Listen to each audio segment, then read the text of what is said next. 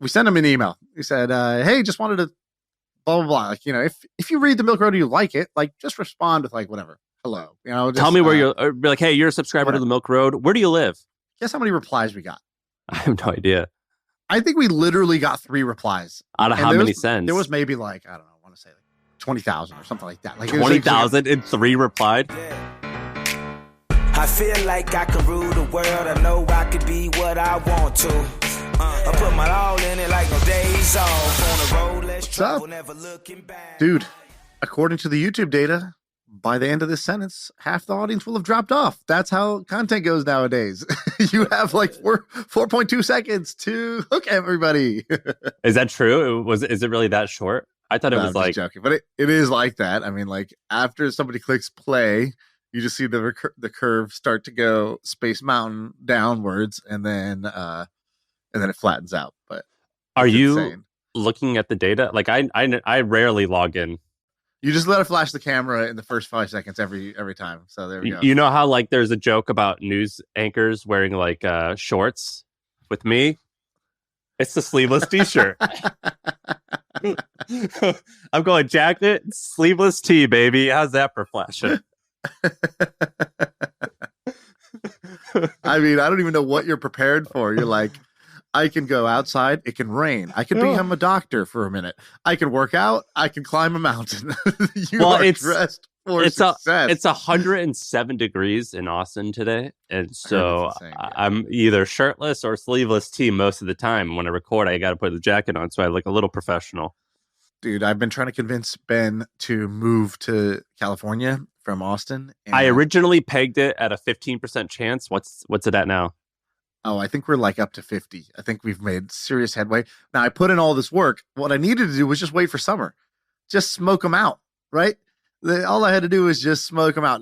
I don't know if I ever told you this. I once was doing a deal that required us to negotiate with a company called PetroChina. PetroChina is basically like ExxonMobil, but it's owned by the government in China. And so we go to this, and they're like huge company, but it's owned by the government, so nobody knows how much it's worth, all that stuff. But it's mega powerful oil and gas company in China. So we go, and we're supposed to negotiate this deal. And I kid you not, they did the opposite of smoking us out or sweating us out. They just froze us out. They put us in a room that was like just cold as hell. And there was no way out. Like first getting to the room was like a 20-minute walk, like a passage, like going through this labyrinth of doors. And we get to this room, we're in, they're like, they'll be with you soon. And then they leave, and 7 hours pass, and we're sitting in this room, and I'm like, hey, I think they forgot about us, and we got to go talk to somebody. And then I tried to stand up, and immediately an arm like puts me back in the chair. They're like, no. This is part of doing business here. To freeze you? Just to make it uncomfortable. And they were like, you show no weakness here. We just sit.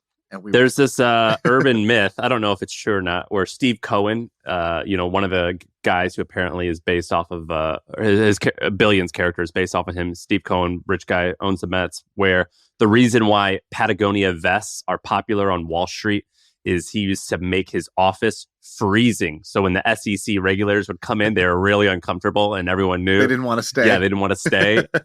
But so apparently it works.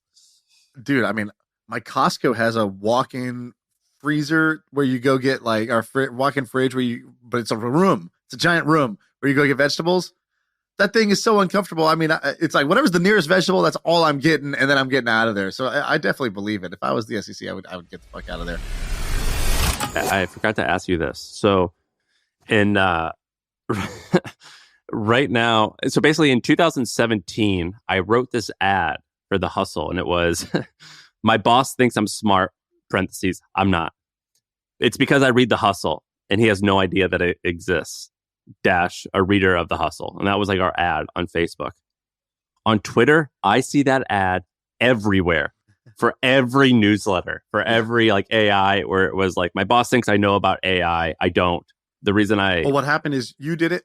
Morning Brew then did it. So they copied Did they do it? That's Morning funny. Brew's been running an ad like that for a long time. So if you've seen those ads, you're like, oh, good idea. I'll copy that.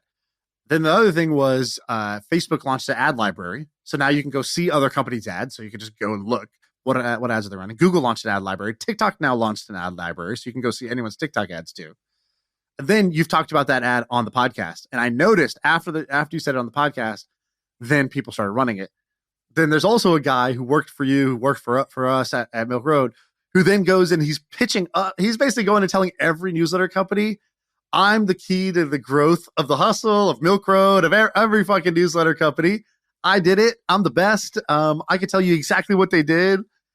And I don't know about you for the hustle, but for us, I'm like, this guy is massively overstating what he did, but like, whatever. I mean, I guess. We were already we already had you. 1 million subscribers, but yeah, I mean, I didn't work closely with him, but I'm sure he's great. I just, we were I'm not saying he's bad at his job, but he is definitely overselling, and people will come to me and they'll be like, hey, I just wanted to get a quick reference check. This guy basically, like, he has a sales deck that just says like, I did everything for Milk Road. Like I figured it all out. I did all these things. Like, is that legit? And I'm like, no. And actually, the funny thing is, I think in the short term that helped him.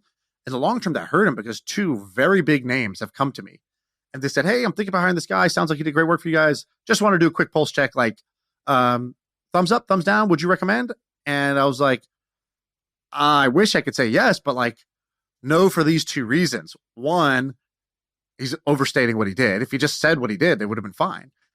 Two, when we sold the company, he went and put up a Twitter thread saying like, hey, Milk Road sold, and here's all the things that they do to grow.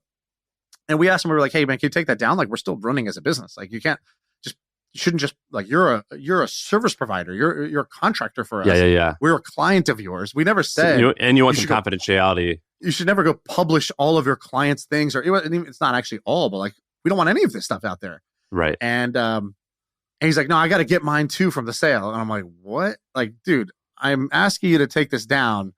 Are you really gonna, like, your client? So it was never deleted? And he tried to say no again. And I was like, wow, like, Jesus, that is like insanely unprofessional to do that. In my opinion, at least. And, so whatever, he did delete it after that, after I was like, wow, are you serious? This is actually the stance you're going to take? That's an insane stance to take.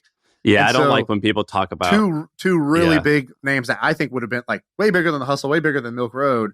We're going to work with them, have asked me. And I'm like, I'm just going to tell you what my experience was. You decide. And they're like, oh no, we would not want to work with somebody who does that. And I was like, damn, like the short-term benefit that hurts, leads to long-term loss. Unfortunately, like, that's the irony of doing stuff like that. And I've done stuff like that too, where I make a short-term good decision that actually costs me in the long run, but it's hard to see in the moment, so it's that's an expensive lesson. But my question was, were you running this ad and did it still work? Up until we sold, it was still working. We didn't run that ad. We didn't run my boss things and whatever. We did, I think, try a version of like, my friends think I'm, like whatever. My friends think I know everything about crypto. What they don't know is that I just read the Milk Road every morning. Something like that. I think we ran that, but those weren't like, that wasn't the highest performer. We had other stuff that was better performers, but in general, that was our best one. More than 50% of our subscribers were organic. So it doesn't like, if more than 50% of your growth comes organic, then that means it's the content the content, the brand. Dude, I've talked to so many of these new newsletter guys, and they're all doing. So when we started the hustle, like up into hundreds of thousands were organic, and then we like learned. I didn't know what paid marketing was, and we learned about it, and then we started doing this thing called co-registration, which it would typically only scammy marketer type of people would do that, right? Like people selling like sex pills and shit. And we were like, well, that's interesting. Like in theory, let's actually figure out what it means in a non-scammy way. And so we like. Well, explain it. So you go to a site. So for example, you go to, I'll try to find a real life example.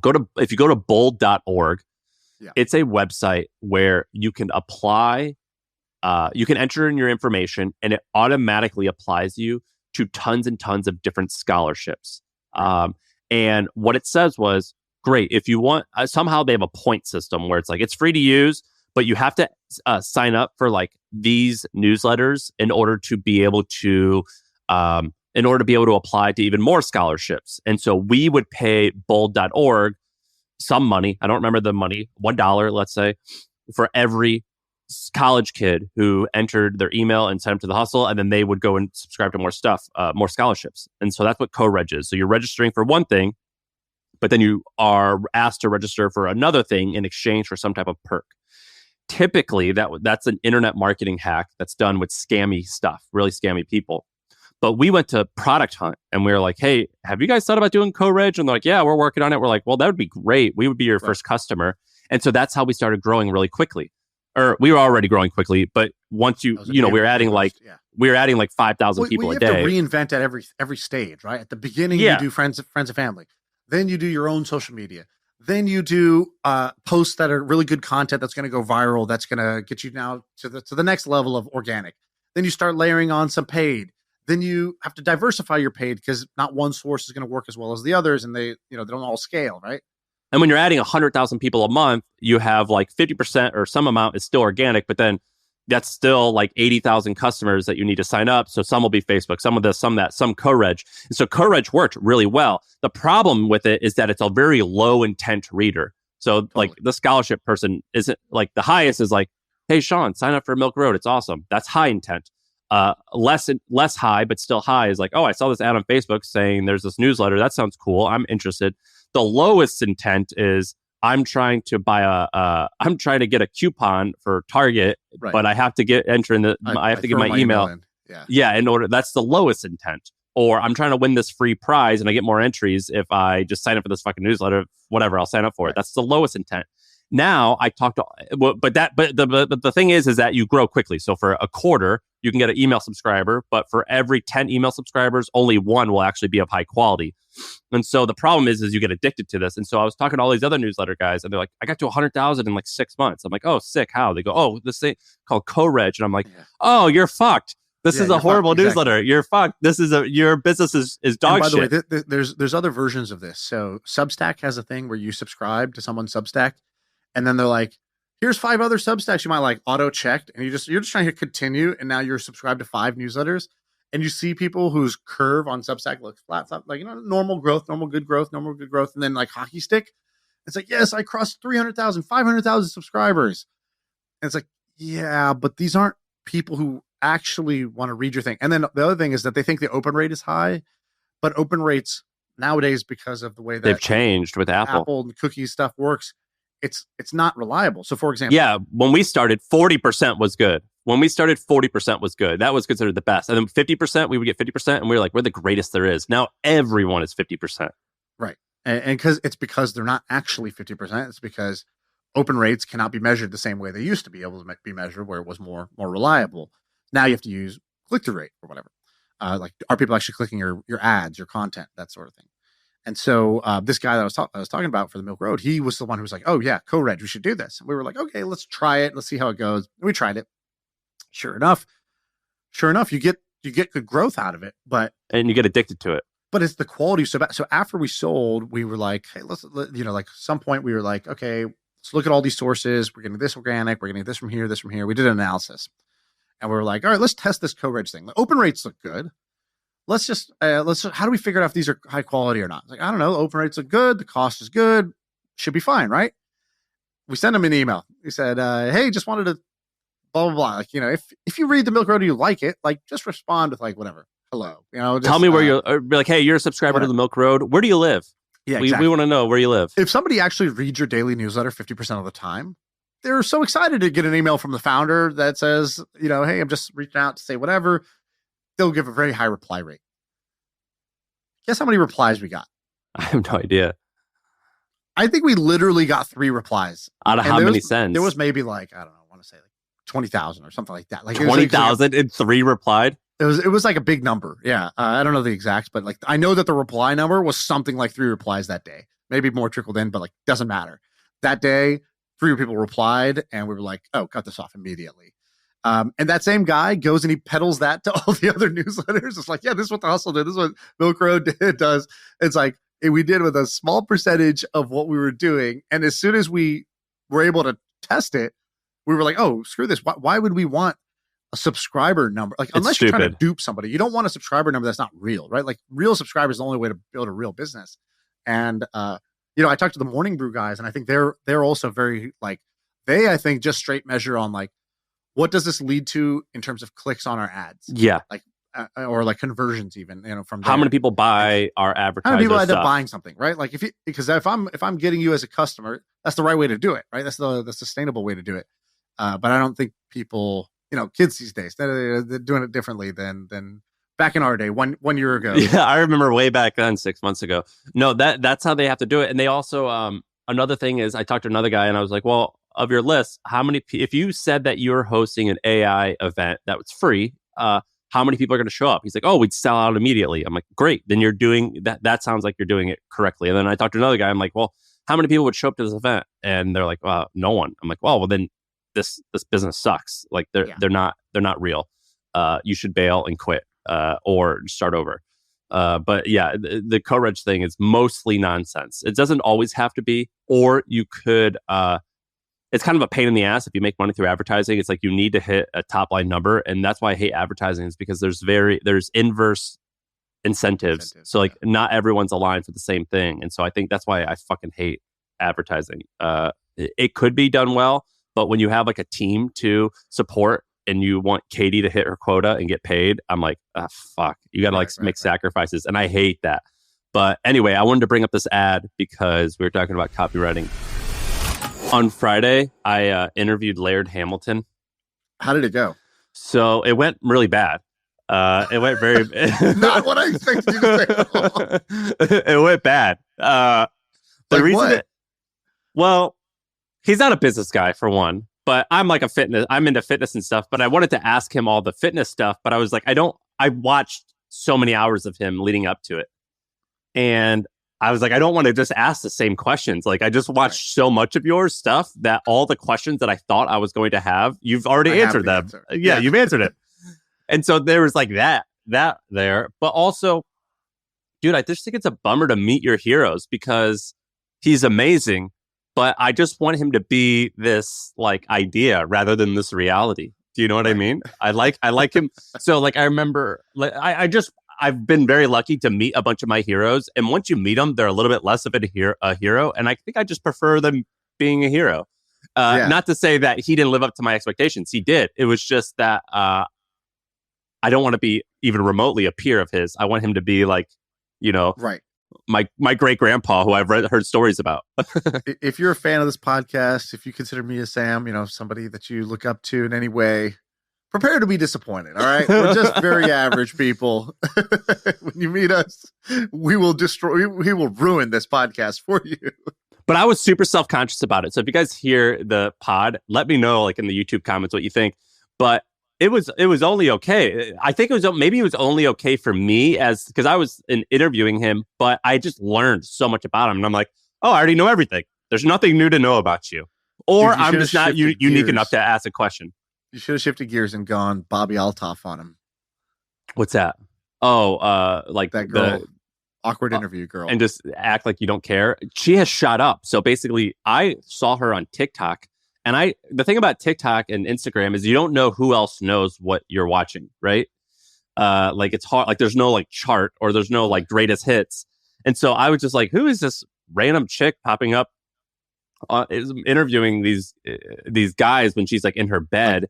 Interviewing like Drake, like not just like. But then I saw Drake, and I'm like, "What the hell? What is going on with this? How is this like just this 21-year-old woman who's like rude to her guest talking to Drake?" And then on the podcast charts, I think she was number 1 for a few days.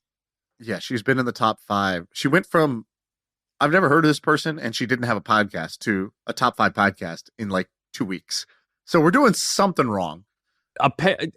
Well, yeah, for sure. She has this ad for SeatGeek. SeatGeek advertised on her podcast with Drake, and she was like, so today's sponsor is SeatGeek, which makes sense because Drake apparently hosts events. And I think SeatGeek lets you buy tickets for events. So if you like events and Drake... yeah, you would want to go. Yeah, and she goes, and they give you $20. Cool. Like that's her ad. So no, the call to action was the best. She said something like, she was like, "To go, you can use SeatGeek if you want, I guess."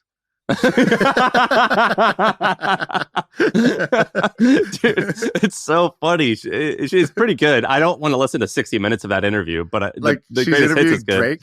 So she's interviewing Drake, which is like, I think the first podcast that came out, and she's like, in the middle of it, she's like, I don't know any other questions. Do you have any other questions? And he's like, not really. Like, weren't they in bed under the covers during the interview? Yeah, they're in a bed, which is just, I mean, she's a genius, clearly. So she's a genius. So I think her story is she was like a mom. She was like a mommy TikToker. But I don't really understand how she went from mommy TikToker to podcaster interviewing Drake with like a really clear brand that's amazing, like a very distinct style that's amazing. Because if you watch her TikToks, she doesn't talk like that. Yeah, it's just a character normal. she's or she doesn't. I mean, it's not like, I don't think her TikTok is mainly like that. Like, I'm gonna pull one up right now, but like, no, some of it is like normal, or her joking around with her friends. But no, it's like Stephen Colbert, but instead of this conservative guy, it's the I don't give a shit type of person. Yeah. So she, I watched like an hour straight of one of these podcasts. I rarely listen to, like, if you tell me, hey, there's a new podcast, like, I need 10 people to recommend a podcast before I go try it. You know what I mean? Like, it's not like an easy ask, but yeah, I got hooked on her shit really quickly and watched a hour-long awkward interview with her and Mark Cuban and her with Rick Glassman. I don't know if you saw this one, but she did one with Rick Glassman, and it didn't seem like he was in on the joke. who's Rick Glassman? I think he was actually the first one that she recorded. Rick Glassman's a comedian. He's really, got it. Funny. Yeah. He might have been in on the joke because he's like a very talented guy. Like, he could find that line where it looks like he's not in on the joke, but he is. But she was just like, I mean, she's just awkwardly interviewing him, and he, at some point, he's just like, what is this? Why are you doing this? And then she's like, why am I doing what? I'm interviewing you.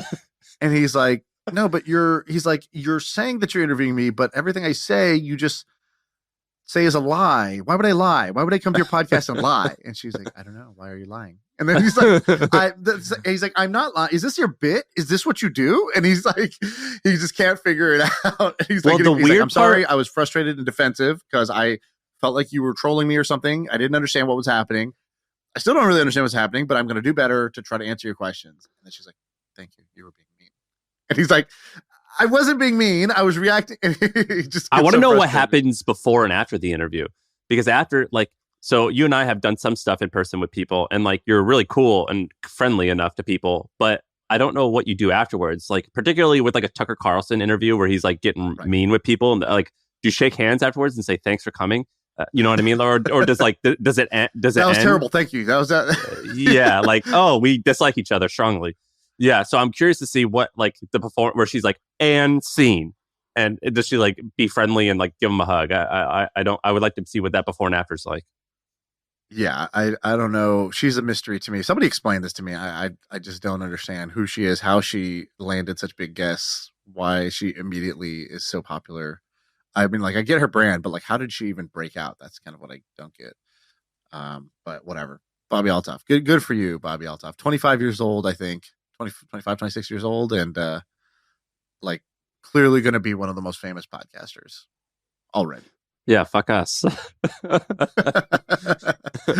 Yeah, I mean, that's the third time that's happened, or the second time it happened with the Call Her Daddy woman, where like it was like episode 2, she shot up there.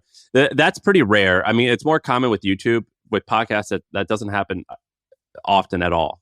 Right. Now someone's going to do that obnoxious tweet where it's like, everybody thinks Bobbi Althoff is an overnight success. Here's how it was 10 years in the making. And then it's just going to be like, you know, some stupid origin story that like really wasn't, like, she actually is kind of an overnight success. It's okay. Yeah, which is cool. I like there should those. be some, right? There should be some. People talk about like they don't exist. I'm like, well, Instagram was only 2 years old. I mean, like, those are real. Like, it's real. Which one of these things do you want to go to? All right. Dating. So you and I both happily married, off the dating market, but shit's getting crazy in the dating world. I don't know if you've seen these two things I'm going to tell you about. The first one is called Chaos Singles Party. Have you ever heard of this? No. Do you download the dating apps now just to like check it out and see what it's about? If my wife asks, it's just for science. No, of course, no. I bought all these, but I read this is in the New York Times. So I read this story in the New York Times and I was like, what? This sounds fascinating. So here's the story. This woman, Cassidy Davis, is on the dating app. She's just a normal person. And it's Valentine's Day 2022. So last year, Valentine's Day, she's frustrated. She doesn't have anything to do on Valentine's. So she just she's like, hey, here's what we should do. We should throw like a singles party on Valentine's Day. So if you're single on Valentine's Day, come to this. She tells every one of her girlfriends who's also struggling with online dating, hey, match with someone on Tinder and then invite them to this party. Invite them to a house party. And they're like, what? And she's like, yeah, just match with one person and invite them as your +1 to this house party, but everybody's going to do it. So it'll be just a bunch of single people at this party. And she's like, all right. So they try to do it. She at the last minute is like, I don't know if anyone's going to come. So she invites 65 guys from Tinder to be like, come. And they're like, what is happening? Is this real? Are you like catfishing me? She's like, dude, just either come or don't come. All right. That's it. And so she has this house party and you could see the video on her TikTok, but it's like which city? I'm not sure where this one was, but it was like a small thing. It looked like maybe there was like 20 people there, but they were kind of having fun. So it was like a bunch of single young people playing like drinking games, whatever. She records, she makes a TikTok out of it, stitches it together, like just the highlights of the party, basically, posts it on TikTok and says what she did. She's like, I did the most chaotic thing possible for Valentine's Day. I told all my girlfriends to match with someone on Tinder and invite them to my house for this house party. And it was awesome. And then that thing explodes. That video gets like, whatever, tons of views.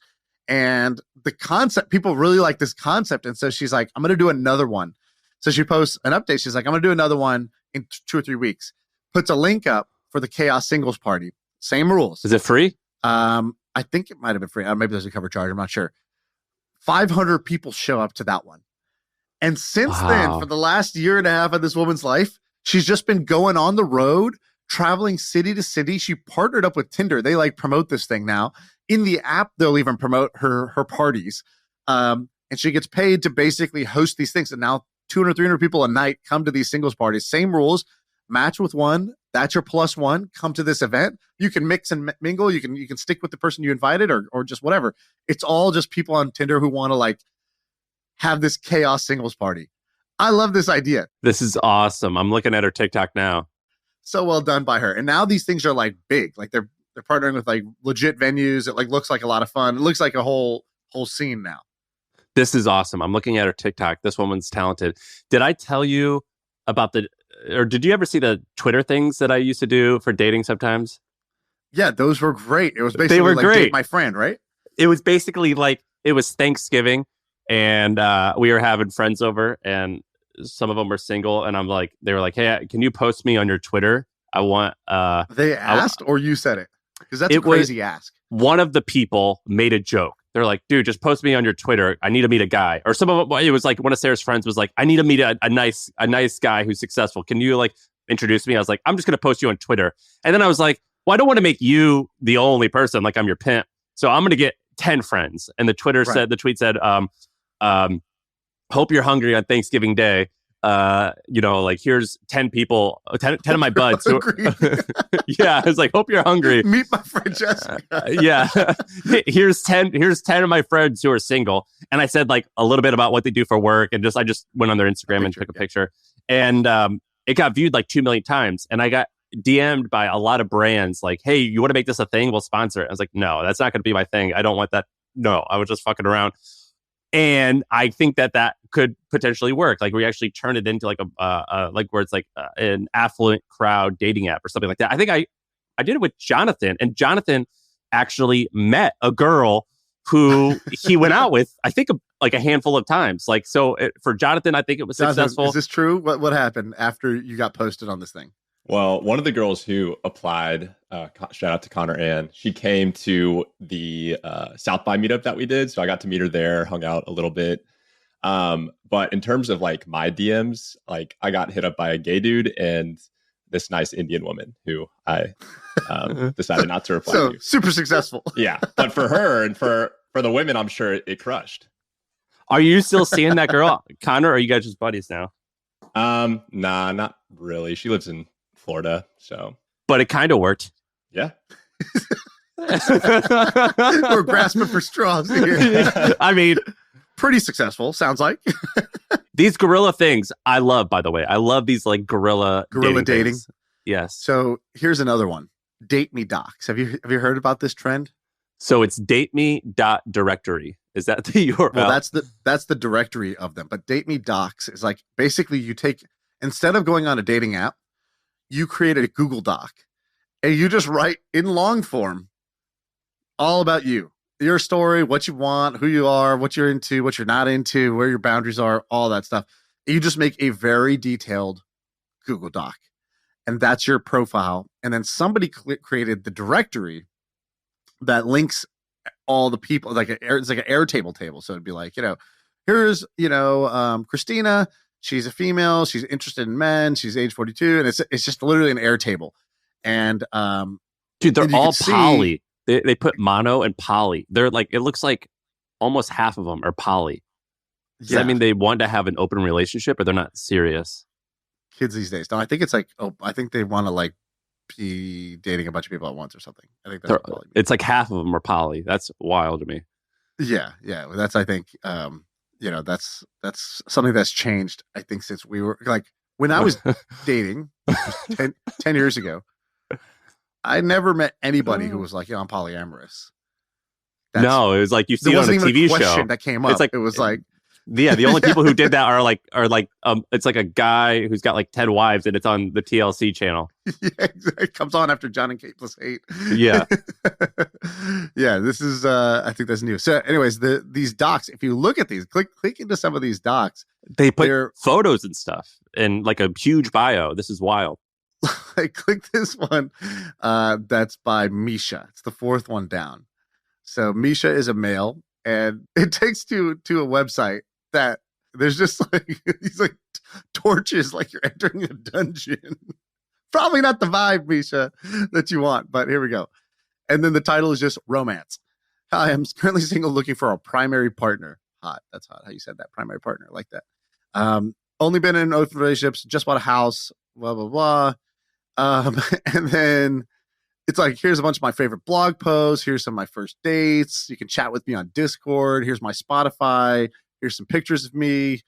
A bunch of pictures. Boom, boom, boom. All right. So that's Misha. But like one of the things I noticed, I clicked through a bunch of these, is how intellectual all of these are. So they'll be like, things you don't normally put on a dating profile. It'd be like here's one. I'm on this woman's page, Shrida. She says, I'm not ideologically monogamous, meaning I don't think monogamy is innately superior to polyamory. I hold romantic feelings for more than one person at once, but also struggle with jealousy, blah, blah, blah. It's like is this therapy? What is this? This is like a whole like open book style of letting somebody into your brain, which I can definitely see working for some people. And I can see it totally not working for the type of person who they don't want out. So I actually think this is a really great idea because I think it attracts in a lot of the same type of person, the kind of like a little bit overly intellectual, very open-minded type of crowd that would be attracted, kind of tech focused crowd here. Oh my gosh, this is wild. Sam is just smiling. Sam was just literally, he's looking at his screen and he's just smirking. I'm looking at a lot of this. There's one guy, he's got a 15-page user manual and he like documents his whole life to explain how to and he talks about like ethical stuff. He's like, the correct answer to the trolley problem is to kill one person to save 5. There is a correct answer. Like, this is wild. And on some regard, I'm like, well, if you're like a single woman who's like 30 and you're like, look, I just need to meet like a competent man who's like thoughtful, I guess this is the way to go. Unfortunately, these aren't the type of guys that typically like can woo a woman. I'm on a doc right now and there's a whole subsection called child rearing plans. And then it's 7 paragraphs of their plans for child rearing. This is pre-first date, which is kind of amazing. So have you heard of, this reminds me of 2 things. One, if you, there's this guy named Christian Rudder, I think his name is. He founded OkCupid. He was one of the 3 or 4 co-founders. And he had a blog on all the data that OkCupid had. And then eventually turned it into a book. And the thing was basically like, you say one thing, but your actions on our dating app say another thing. Like you say you want X, Y, and Z. And I think one of the big takeaways was you say you want this, this, and this.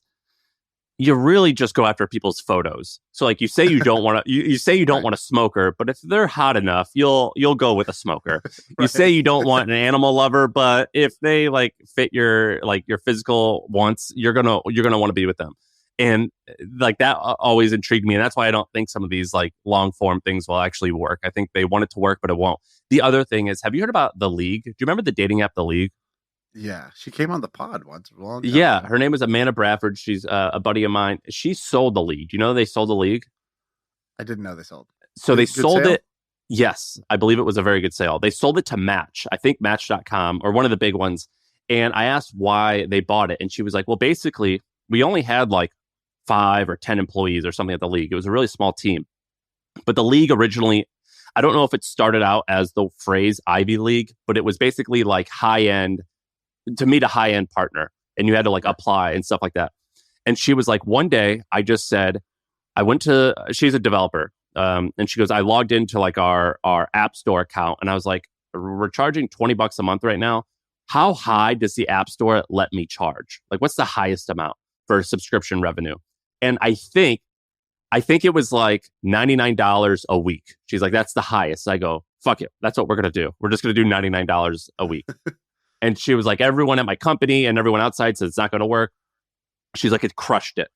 Our revenue went up like crazy. And one of the biggest reasons why Match bought us is they're like, we need to figure out how to sell products that are hundreds of dollars a month. And no one knows how. And she's like, oh, I'll teach you how. All you do is you go to the app store and you just delete the number that you put in and you just put the higher number. And guess what? People are still going to do it. And that was like her thing, was that it was a really, really expensive dating app, and it totally worked for higher end people. And so I still think that could be cool. What you and I didn't have when we were younger, when we were dating, we probably wouldn't have qualified then, and unfortunately we're not.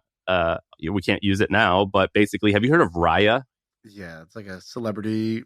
It's like you got to be hot and famous to be in, or something like that. Yeah, I think they just look at your Instagram. Like if you're verified on Instagram, you're allowed to do it. So Raya is like, everyone who's single is like saying idea. Like, oh, of course, we know all about it. But Raya is cool. But I like these like exclusive dating apps and these expensive ones. I think it's way better. Totally. I've got friends that run Tinder competitors, and it sounds like a horrible business. It's one of the very few businesses where you can't be like number 3 or number 4. Like there's basically number 1 and number 2, and that's it. At least that's what it appears like if you're going for mass market. Right. What's the quote? It's like, I don't want to be a part of any club that will have me as a member. That's sort of what you want when it comes to dating or cool things. This DateMe Docs thing, I think, is a really fun idea. I'm glad whoever, I don't know who created this, but kind of like a cool idea. And obviously, like things like this have been around for a long time, right? Like Indian people famously, like this is how my parents got married, for example. You write in the newspaper like your they call it bio data. It's like your name, your age, your job, your whatever, and you just create this profile that's like text only, and people are like, cool, married, let's do it. And that's basically how things work. So stuff like this actually can work. The funny thing is, this is actually, what I'm going to actually do? I'm actually just going to recruit on here. I think this is a great recruiting platform. I think these people are probably all really smart, thoughtful individuals who are tech savvy. A lot of developers on here. They put their GitHub profile. Yeah, fucking LinkedIn. I'm scraping this for leads to hire from. This is amazing. Dude, this one guy on here says 16 years old. That's a trap, Jack. I'm not clicking that. You think I'm clicking that? I've seen way too many episodes of Chris Hansen. I'm not clicking that. I know where that's straight to the FBI website, bro. Yeah. The next phrase you hear is, come on in, check have a seat. Yourself in to the Folsom Prison. Yeah. Dude, one of my first internet companies was called Bunk. And the premise was we would put these ads. We would put these ads. So close to the next Airbnb. Well, it should have been Airbnb, and it should have been just Tinder for Tinder. But basically, the way it started was we would go and find online 3 and 4 bedroom apartments, and we would if it was a 4-bedroom apartment for $4,000, we would say we have 1 bedroom available for $1,000, and we would get 500 people to apply. And then we would host a party and team up people to get that place as well as a bunch of other places. Because we're like, oh, you guys are all looking for similar budgets, apparently. So just like come and team up and get your own apartment. And it worked. It worked quite well. And then a bunch of the people at the party started like hooking up with each other. And we didn't catch the clue that we should have just made this a dating thing. Right. And then we launched this app. We called it Roommates. And it was basically Tinder for roommates. And again, we didn't catch the clue that people like, I actually met two different girls on that app that I ended up dating in 2013 or 14. And again, we didn't catch the clue. We should have just done this for dating. It would have worked a lot better. Yeah, the dating game is changing. You know, one thing that dating is always going to be a problem. Like it will never not be a pain point for people. Like and there's no such thing as sort of like solving dating. And anytime one thing gets popular, it creates the need for another. So like, you know, Tinder created the need for something like Hinge.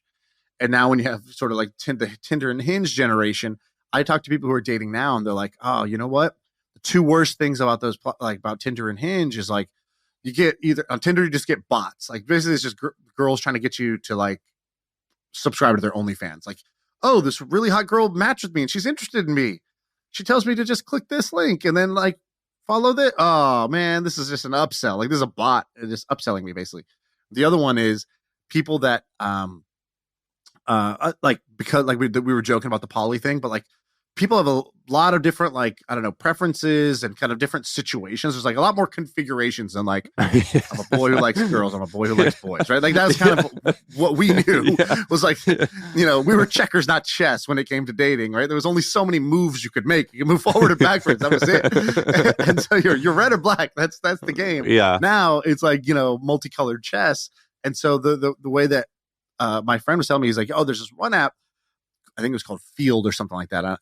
Maybe I got that wrong, but I think it's called Field. And he's like, I like it because people just super straight up. It's like the culture on that app is you got to be ultra direct. It's like, I am looking for, and you say the exact thing you're looking for and what you're into and what you're not into so that like people know like they're not going to meet somebody, oh, this person's really cool, but they want a completely different type of relationship configuration, gender configuration that I'm into. And so, so I think, you know, there's always a new need. You know how when you and I do meetups and every once in a while a line will form to like say hi. It's like, hey, how are you? I was joking with my friend and she's like, you know, that's what it feels like to be a hot chick all the time. Like, like, you know, like when you and I will have like an MFM meetup and we walk in and you'll see like, oh, people like are staring at us. Like this guy's giving me energy. Like he wants to like me to open. I'll turn my hips a little bit and let him like, and give him like the, you know, like I'll open my hips.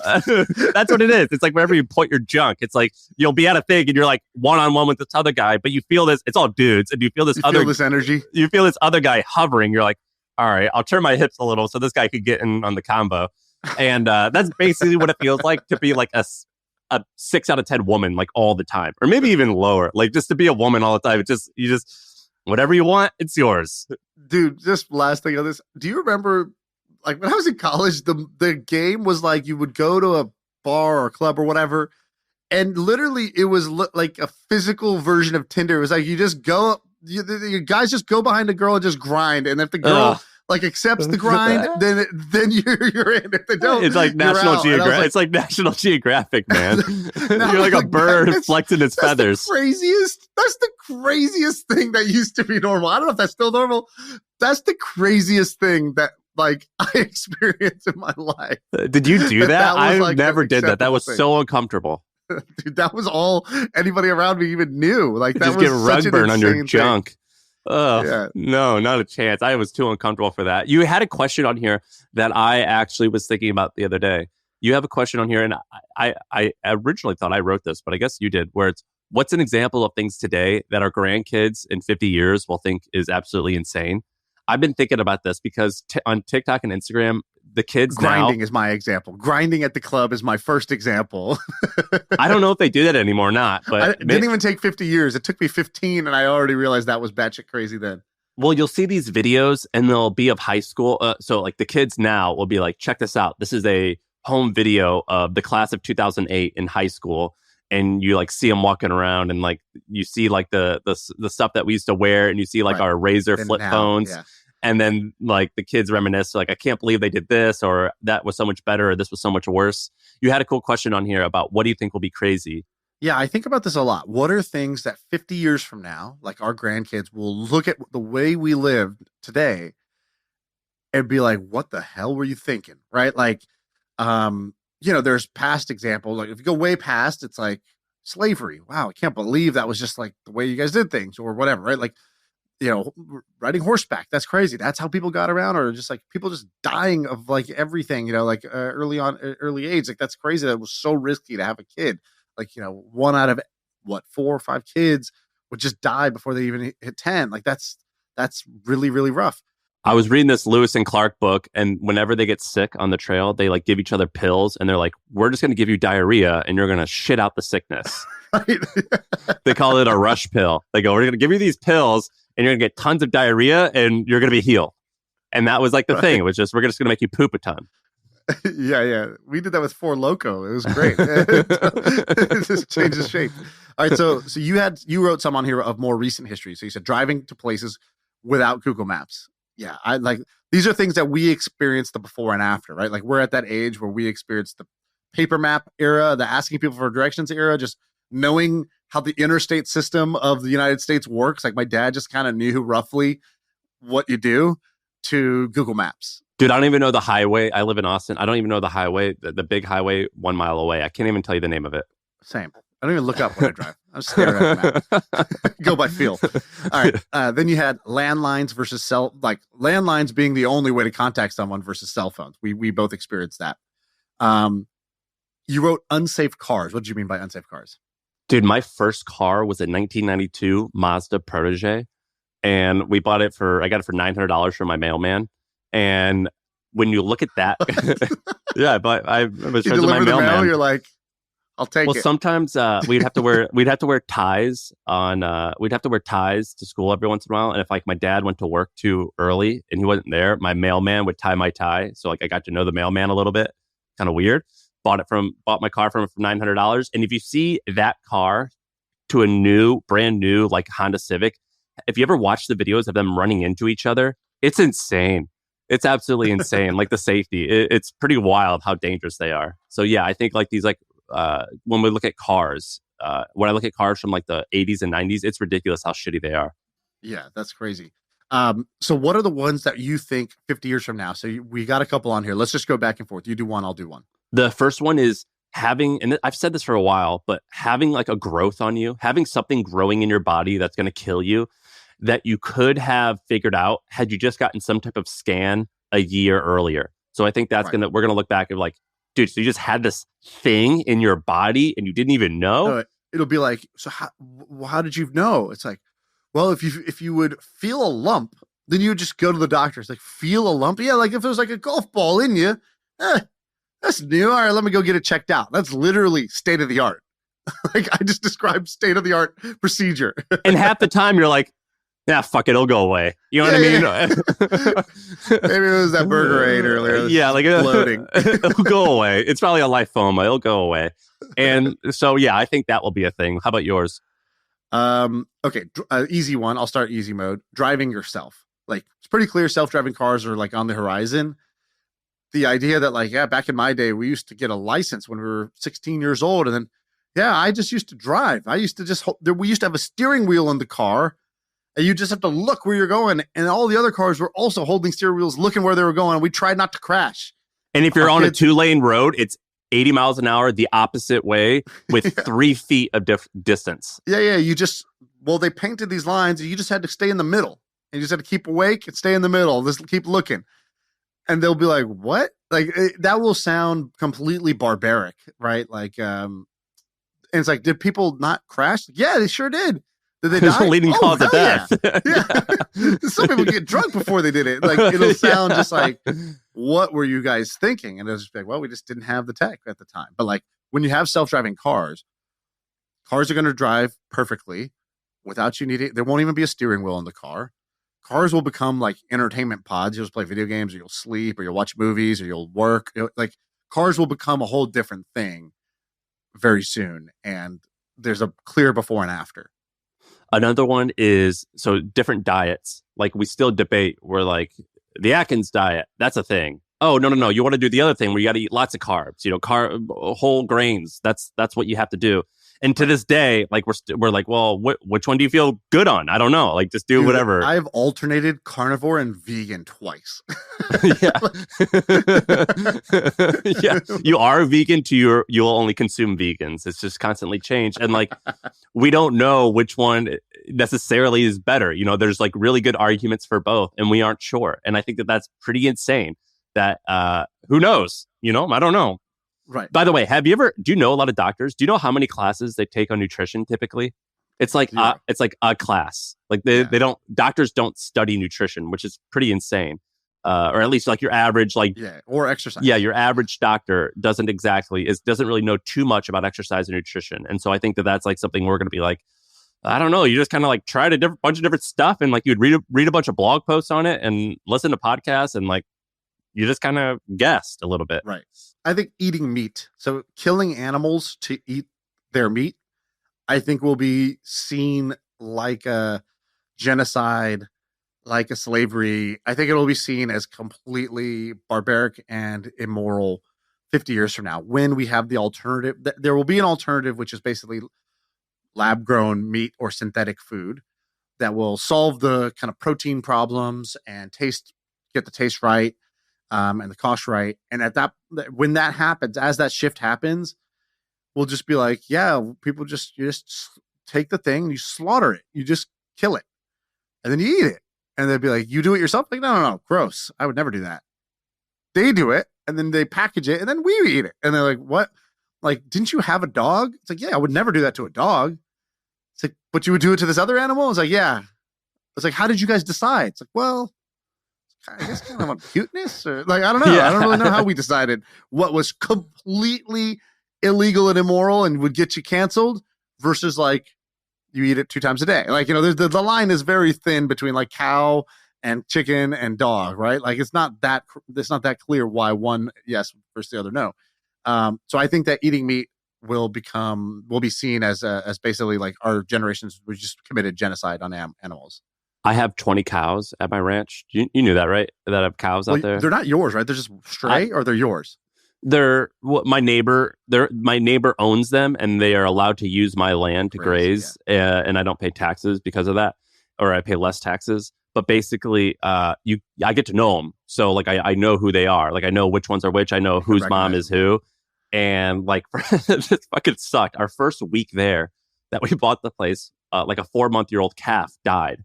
But a 4-month-old calf is still like 600 pounds or whatever it was. It was like a 600-pound baby. And apparently it like swallowed a golf ball. So my neighbor was like, hey, were you hitting golf balls? I was like, no, dude, I was like, I just moved here. It wasn't me. I don't know. Like I saw you on Instagram hitting balls at the new ranch. Yeah. And I was like, dude, once you get to know me, we'll understand neither of us are golfer. I'm not a golfer. You know what I mean? And then I was like, hey, Jeff, this guy I was like, what? Do I go and get like a shovel or something? He goes, oh no, that son of a bitch is going to be gone in 3 days. I was like, what do you mean? He goes, you'll see. And so I come back in 3 days and the whole body and carcass, everything was gone. All the animals, like the birds and hogs, they just ate it. It was completely gone. And the mother would go back to the spot where that calf was and would like mourn.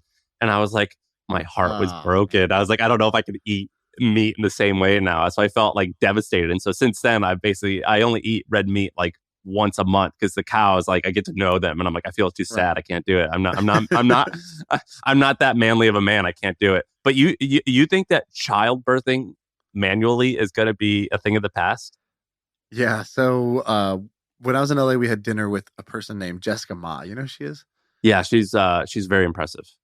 She's super impressive. I think she did a company called Indanero. I don't know her very well. She was at this dinner, but she was on the other side of the table, so I didn't get to know her too much. But she seemed very interesting. Like Indanero was like an accounting company that's still very successful, but I think it's so successful now that she just has tons of money and does more stuff. Yeah, it's a big one. I think she's out of that business now, from what it sounded like. And we were like, "What do you do?" And she's like, "Oh, I basically invest and incubate like hard science businesses." And I think she's still only like 29. Yeah. Yeah, it was.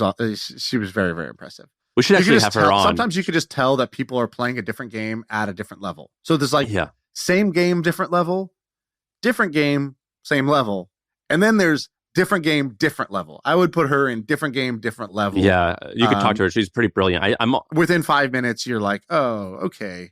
I think she started in Dinero, an accounting software company, at 19. I don't know much about her, but she started her. I just went to her LinkedIn, by the way.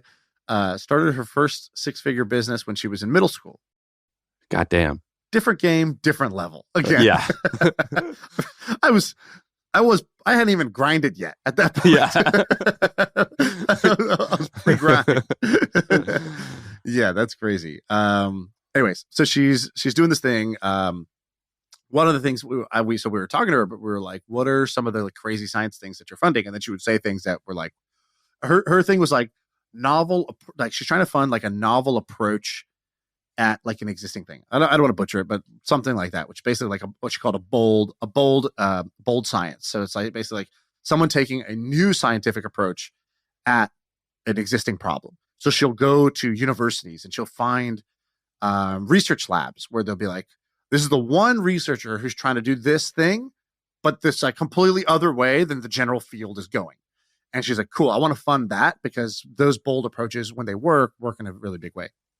And so one of the things we talked about, just somehow in the conversation came up, was like, like birthing a child is like the natural way or whatever. Like, you know, woman carries baby 9 months, goes into labor, delivers his baby. You know, dad snips the umbilical cord. Like that's the process as we know it today. Wait, does the dad do it? They are like, Dad, you want to do it? You got to be ready. Is that what I'm going to be offered? I'm not doing that. In the moment, they're gonna be like, Dad, come do this, and you're gonna be like, what? No, I'm good. I'm holding her hand over here. I'm busy, and they'll be like, no, come do it, and then you're gonna be like, and then you're gonna hold the thing and be like, I don't want to hurt this. Is this gonna hurt? What is this? How does this work? I'm not doing that, man. I don't even want to. I won't even trim her toenails. I'm not gonna touch that thing. I don't want to touch that thing. Did you do it? I did it. Yeah. Oh, dude, man, the peer pressure of 6 doctors and your wife who just like did a modern miracle, did a like act of human bravery and courage, and then you're like, I don't feel comfortable doing this. Like, dude, I am not doing that. Wimp of the year. Like, I've already told my wife I think I'm going to pass out. I'm taking a couple of Xanaxes in the room. This is no, that's too much for me, man. I don't know if I can do that. I'm not one of that guys. I'm not that guy. I don't think I can do that. My brother-in-law, when my sister was giving birth, whatever. Yeah. He like yawned at some point, and she just turned and looked at him like, "Oh, are you tired?" And he was like, "No, sorry, it's just been like 70 hours." He's like, "No, it's just boring." Yeah, it is honestly kind of boring. But yeah, anyways, yeah, you better be prepared. You're gonna have to do it. So anyways, birthing a child. So she was like, yeah, I think that's going to be seen as like unnecessary, sort of barbaric, not like as like scientifically sound, as like eventually we'll be able to kind of like almost like incubate the baby and just like deliver the baby through like essentially a machine, that a baby will be sort of like grown and delivered that way. And I was Have you met someone who's had a surrogate? Yeah, I've met people who've had surrogate. Yeah, I have, and they've acknowledged that they don't feel they didn't love the kid the same as the other one. Really? Pretty. First of all, did you ask? Of course, I asked. Of course, is that not that's obviously the first thing you're going to ask when you hear about it. So well, there's like a handful of questions. Personal questions. There's a handful of questions, which is like obviously how much does that cost? You're gonna run you. Yeah, one of them other women. Yeah, where'd you find them? And then like, what did you do? Like, what was the relationship like? And then like, my fourth question is like, did they ever try to hold the baby hostage? Dude, I could so imagine you being the worst possible surrogate because you would micromanage their lifestyle. Like, hey, it's my baby in there. You better get up here on this treadmill. But the surrogate can basically hold you hostage, right? Because you'll do anything. You're like, well, yeah, whatever you want. Like, I have to give you what you want because I will do anything for that kid. But then the fifth question was like, all right, but like, did you love the kid as much as the other ones? And the answer was, at first, no, definitely not. I definitely didn't. They got honest with me. And so I don't know if I believe that this is going to be a thing. But yeah, I feel like if there's the option, it's kind of like the epidural. So I think when we were in the hospital, so my wife's insane and wants to only do natural birth and like feel all the pain for no reason. But she's like, she's like, that's how I get down. I'm like, oh, wow. Oh my God. I guess opposites do attract. Like, I've taken the life version of an epidural to avoid pain. You like, took the epidural. Yeah, exactly. I sat down as well. Strap me in. Doc, you got any leftovers? I'll take it. We're not going to waste that thing. Get over here. Yeah. Did you already open it up? But the doctor had said 90%, she's like 85 to 90% of the patients in their hospital do the epidural. Because it makes sense. Like if you can, not feel that level of pain, it's easy to see why somebody would choose that. So, if you just sort of extrapolate from there, you're like, cool. Would you like to also not have the 9 months of pregnancy like going on in your body? If there was that option, like you really think people wouldn't take it? I think people would take it. Yeah, I think some people would. But I don't know if it's. You don't need look at the Ozempic thing, dude. If you give people the magic pill, the way out, like people take that shit. Like if you get the cost right, that's a good point. I do love. People are going to avoid pain, right? They're going to avoid discomfort and pain where they can. I order DoorDash 3 times a day. Like you think that people aren't going to do this? They're going to do this. You're right. Actually, I love magic pills. Whenever I hear someone who's selling like a magical cure or a magic pill, I'm in. Probably won't work, but tell me everything. Ozempic is a little bit of a magic pill. When I was taking it, it was quite magical. Did you take it? No, I haven't taken it. You should. It's awesome. I guess I'm also kind of crazy in that way where I'm like, well, then it wouldn't be as satisfying. Like I want to do this on my own. Yeah, but having abs is pretty sick. So yeah, totally. Totally agree. 2 or 3 failed diets away from breaking and going on Ozempic. All right, what else we got? I want to tell you about this thing that when people read it, they probably didn't have the same reaction as I did, but I think they should. So there's this guy, it's called The Greatest Scam Ever Written, and it's about a copywriter who ran this scam. His name was Patrice Runner. And so it started basically in the 90s where he originally saw this ad. Have you ever heard of this book called The Lazy Man's Way to Riches? Yes. So I don't remember when that originally came out. I think in the 60s. But The Lazy Man's Way to Riches is a really famous ad. It sold like 3 or 4 million copies of this book. And the ad is famous amongst copywriters because it was really successful. And a lot of the copywriting that we use now for the internet, they kind of originated from that ad. And this guy, Patrice Runner, he saw this ad and he was poor. And he was like, I don't want to be poor anymore. It's pretty amazing that this guy just convinced me to buy this book based off of just like, 20 paragraphs of text. That's amazing. I want to learn how to do that. And so he did. And so he starts studying copywriting and he reads a newspaper about this lady named like Madame Duval. Maria Duval was her name.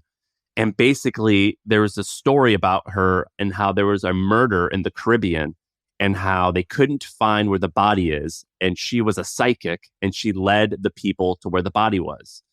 And I don't know if that's actually true, if she actually did that, but it was in the newspaper that happened. And so he contacted her and was like, look, I want to create this psychic company and I want you to be the face and I'm going to give you 5% of profits forever.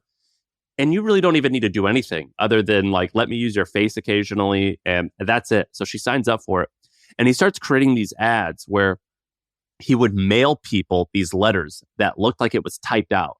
And it was from Maria Duval. And it would use these amazing like bits of copy. So like the thing would say like the opening line was, if you've got a special bottle of bubbly that you've been saving for celebrating great news, now is the time to open it up.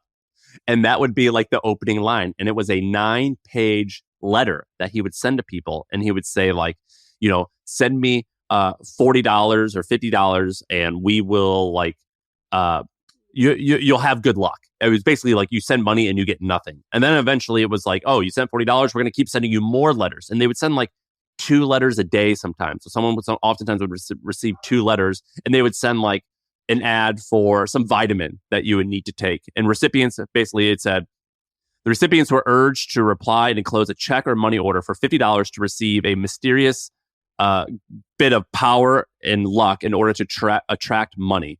And then also they would, after they sent in the money, they would get a document called A Guide to My New Life that included winning lottery numbers. And so this guy did this, and he did it for so well that he was making $20 million a year doing this. And eventually the thing ran for 10 years and it made $250 million. And then the government swoops in and they're like, dude, this is fraud. And so now he's in jail and he's waiting sentencing, but he might get up to life in prison. So like he's looking at like at least like 20 years of prison for this. And they were like, why'd you do this? He's like, I was just so attracted to copywriting. And with writing, he told the reporter, this is all from this an article from called The Walrus. It was a great article, and they show you like what the ads look like, but we'll talk about that in a second. But he goes, with writing, you could get the attention of someone, and at the end, after just a few minutes, that person sends you a check to get a project, to get a product to an address or company that they've never heard of. And when I read stories like this, that should be the takeaway, which is not like this criminal is bad, but how do I use this amazing copywriting stuff actually for good? And if you click on the article, you'll see the envelopes would have these amazing things. Like we're on the back of the envelope, it would say something like, after you've sealed this envelope, we will be the only one to have ever opened it. And it says, please leave the following blank. And it says, here's the day we received it. Here's the time that we received it. And the recipient, who's supposed to be Maria Duval, would have to check the box in order to like say like, yep, I've opened it. And they put all these little like strange like tactics of getting someone to convince and believe what they were saying. It's incredibly fascinating. So it's called the publication they did an article on this guy. It's called The Walrus. It's really good because you should read this and think like copywriting is amazing. This guy was a fraud, obviously, so that's bad. But whatever he did, do that for good shit. And it's awesome. It's a really fascinating article about this guy. But now he's going to get sentenced to like, it looks like 20 years of prison. And you know who else did this? This great copywriter, Gary Halbert. You remember Gary Halbert? So yeah, why did he go to jail? I didn't actually know. It was tax something? Yeah, tax. I think tax, and also basically he would sell this product. I think it was called a family, what is it called? A suit of arms? What's it called? A crest, like a family crest.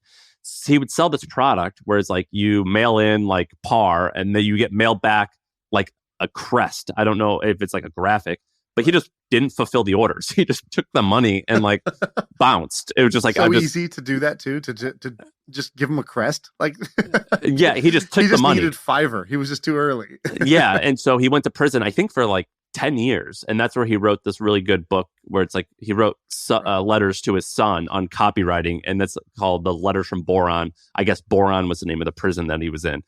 But these copywriters, it's really cool how you're able to pull this shit off. And you, by the way, people act like you can't do this anymore because people are smarter. That's not true. You 100% can still pull off all this. But it's very fascinating. I'm with you. I think this is one way that we are very, very similar, where we both read these things and have the same sort of like unexpected reaction, which is some blend of like excitement and admiration, not for the crime, but for the tools that led to the, like, you know, it's the same way. It took skill. It definitely took skill. Ocean's 11. It's like robbing a bank. I like it. I like what goes in to robbing that bank. Right. It's like, you shouldn't like the criminal in this case, but you are attracted to the skill, to the cleverness, to the guile that goes into doing something like this. Well, every guy who saw Leonardo DiCaprio in Wolf of Wall Street or Catch Me If You Can was like, hey, Mom, can you give me one of your checks? I want to see if I can actually change the numbers on it. Like everyone, like, you know what I mean? Like everyone who saw that was do the same thing. Or like everyone looked up like, you know, Stratford Oakmont, Jordan Belfort's thing after the Wolf of Wall Street movie. Yeah. Like everyone's attracted counting to cards or whatever, right? Yeah. Right. They're like, oh, I could counting cards. How does that work? I could do that. You had a great bit of copy that I read on Facebook the other day. You go, the more shirtless pictures I post, the more free protein I'm sent. Some ask to pay me to post. I've never done that, and I don't intend to. But here's some brands that I use. Blah blah blah. You go. This is the best part. We may be whores in the Parr household, but we're certainly not whores.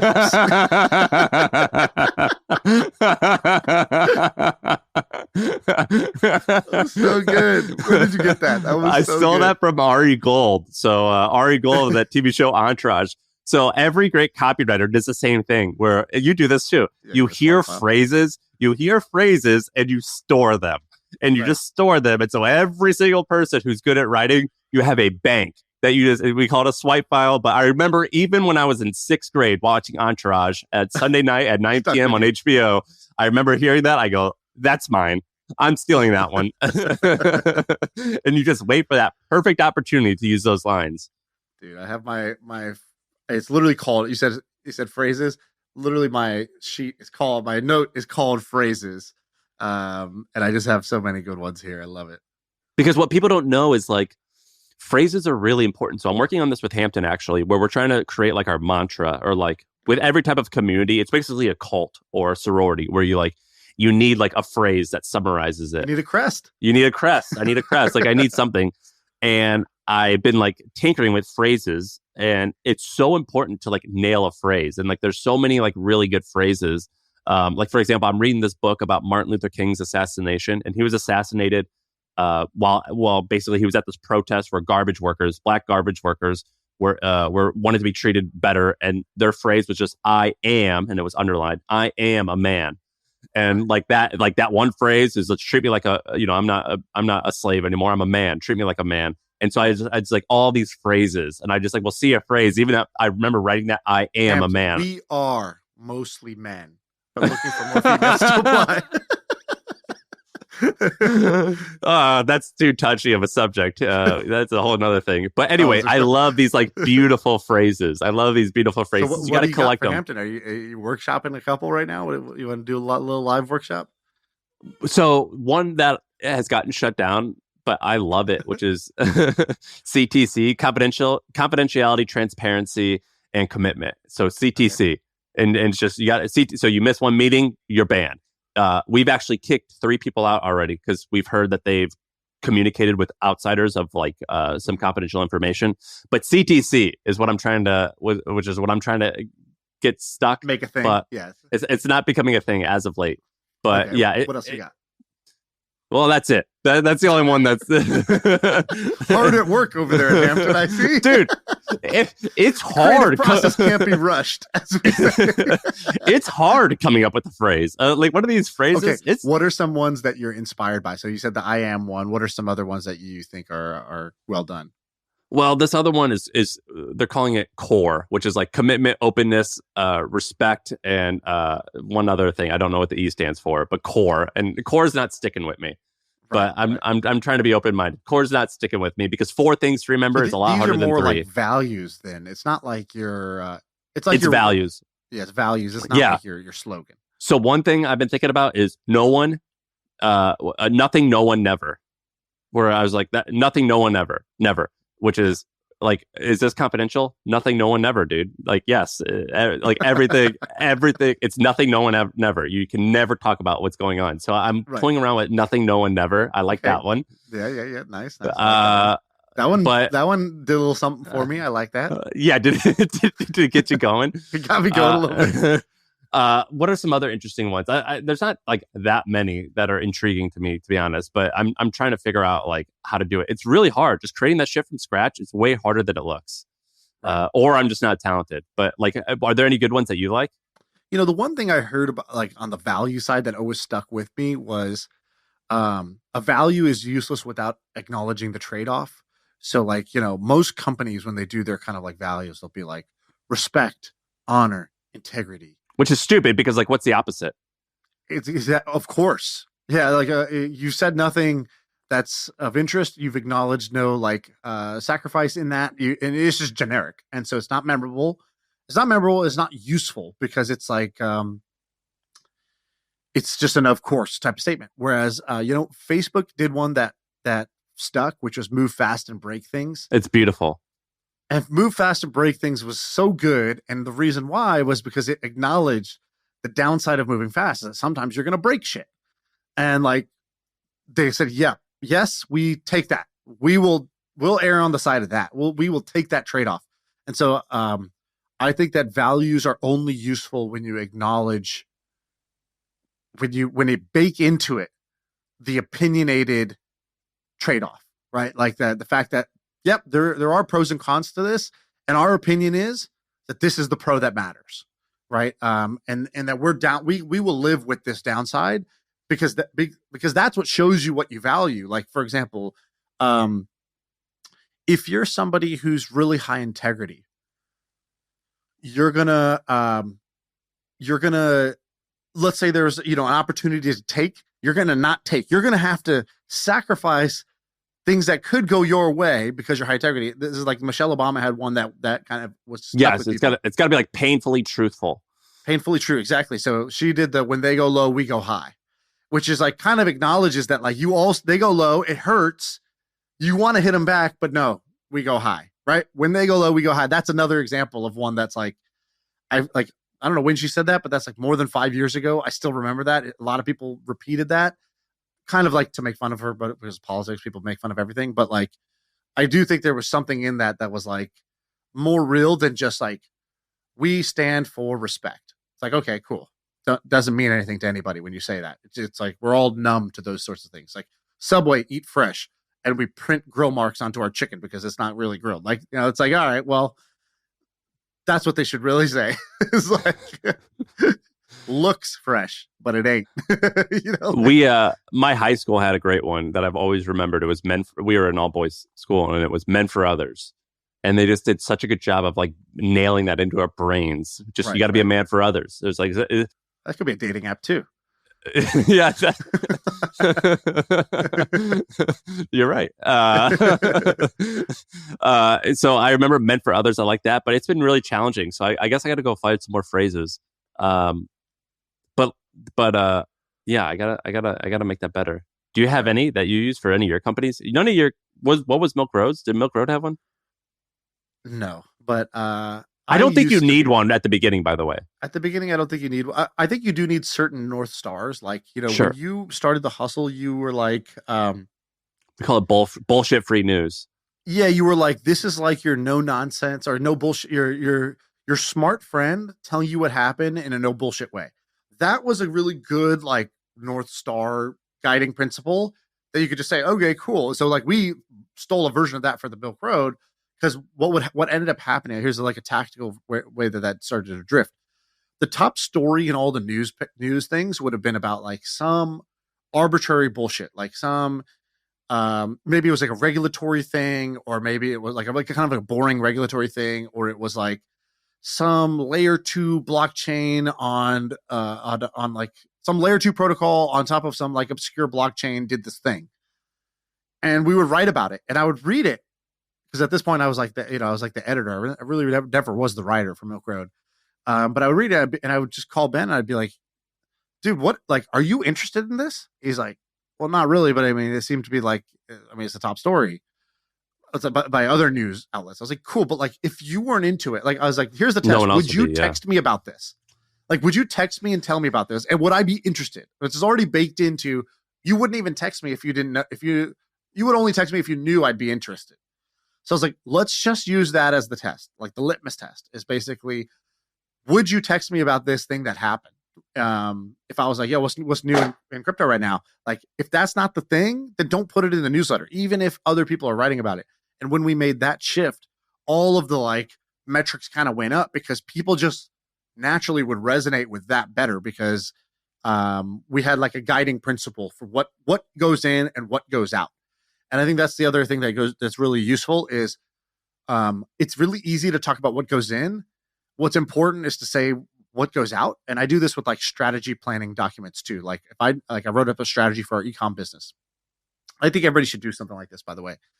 I wrote it down and I wrote, here's the 6 bets that we have made this year. We're making this year. And I write them down. So for example, I wrote the things called big bets and I shared this document with everyone. I said, big bet number 1 was, we didn't have anybody in like demand planning or inventory forecasting. I was like, it's pretty stupid that we don't have anybody doing this. Because of that, I think we have a ton of waste and sometimes we're way under on products that people want. Sometimes we're way over and it just sits there and just ties up our cash. I think that if we hire somebody who's got experience doing this, we will get 20-30% improvement on the bottom line, literally just from that one hire. That's bet number 1. And then we hire that person. Now we're seeing how it plays out. Bet number 2 was like, that's smart. Let's say like, whatever, without giving too much away, let me say, this type of partnership. We're trying to go for this type of partnership with this other big entity. We believe that if we do that, it's going to have this effect. That's the bet we're making. We'll know if it's successful if X happens. I just wrote this down. And so the whole company strategy for the year is 1 page long, and it's just 6 sentences. It's like, here's the situation, here's the bet. Here's the situation, here's the bet.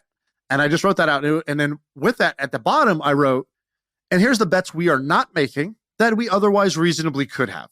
So for example, we're not launching on Amazon because even though that would clearly add to the bottom line, but if we're launching on Amazon, that's going to take resources away. And see those other 6 bets, that's going to take all of our attention this year. So we're saying no to that. We're saying no to this other thing. We're saying no to this other thing, all of which were totally reasonable. You could make a case for, but we decided not to do them because we don't want to spread ourselves too thin. And it was actually that not doing section, like the first part was useful, but the second part was even more useful. And I think that people should highlight those, it's not, focus is not what you say yes to. Focus is the 100 good ideas you say no to. And so I think when you take that principle and you apply it, that's where you find the interesting stuff, like whether it's in your company marketing or whatever. What are you calling that? An e-commerce playbook? Oh, I just like the bets, like big bets. Is what I called it. Like, what are the big bets that we're making this year? And we'll see. And I also wrote at the top, like, we don't think that all of these are going to pan out the way we expect. And are they? What are you right now? I wrote 1 or 2 are going to either fail or we won't even execute on because 1 or 2 winners will suck up a bunch of our energy. I expect that to happen. I expect the middle 4 to work, maybe, plus or minus 20% on how well we think they should work. So like some will slightly underperform our expectations, some will slightly overperform. One or 2 of the 6 bets will either fail completely or we won't execute well enough because our attention got sucked away by the other ones. And 1 or 2 should have a huge payoff. That's the distribution. If they all just work as expected, we didn't really bet wildly enough, right? It's like kind of like the goals thing. Like you don't want to hit 100% of your goals. You want to hit maybe like 70% of your goals. That shows that you stretched far enough without overstretching. All right, we're out of here. Sam, hit him with the line. That is the pod. Yeah. I feel like I can rule the world. I know I could be what I want to. I put my all in it like no days off. On the road, let's travel, never looking back.